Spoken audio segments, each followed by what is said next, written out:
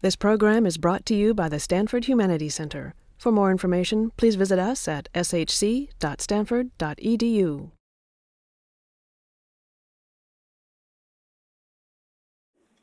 When I was in creative writing school, they didn't teach you, they taught you how to revise and technical things, but they didn't teach you about the whole life thing about writing.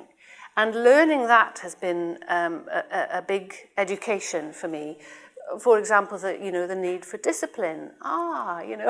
That it's always worthwhile presenting yourself at a regular time, whether you feel inspired or not. In fact, writing has very little to do with feeling. It has to do with regularity and a permissive attitude towards your subconscious. So for me, that means more or less rolling out of bed and getting straight to writing. In fact, I have difficulty getting out of my pajamas some days because I'm writing from the first thing in the morning while my dreams are still vivid. And I do dream a lot, and that dreaming solves a lot of my problems. There's also the feeding your writing that needs to happen, and that means research, it means reading, it means educating yourself in areas that are not to do with writing. It means looking after yourself. I mean, there's this whole myth of the unhappy writer, which I think happiness comes to knock at our doors in life often enough that we don't need to invite it. So I think we actually have to look after ourselves physically and psychologically, and I do to the best of my ability. And that's how you get some writing done. There is a way in which poetry is a very shy animal, and it comes only if you stand still for it. And you have to treat it like as if you were stalking an animal. And if you make a lot of noise yourself, it's not going to come to you. You need to keep quiet a lot of the time and know when not to talk.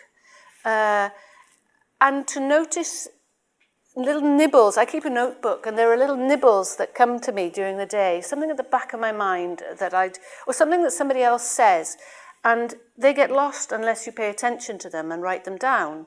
So there is this stalking aspect to poetry. There's also good old-fashioned thinking that can create a poem. I think poetry, great poetry, is perhaps some of the most intelligent cerebral activity that you can have. So it's not just a question of getting carried away by emotion. There's many, many more fibers to it than that.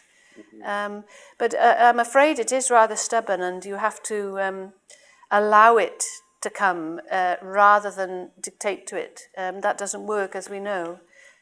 I write poetry on paper with a fountain pen. It's a question of respect and of being dressed properly for the muse. Although you can write it with anything. I'm not fetishistic about it, but that is my preferred method. But I will write with anything. Prose gets done on the computer, that's basically how it works. But the poetry, I kind of need to see the whole thing, and it usually is possible to see the whole thing. Yes, but I'm rather old-fashioned in that way. This program is brought to you by the Stanford Humanities Center. For more information, please visit us at shc.stanford.edu.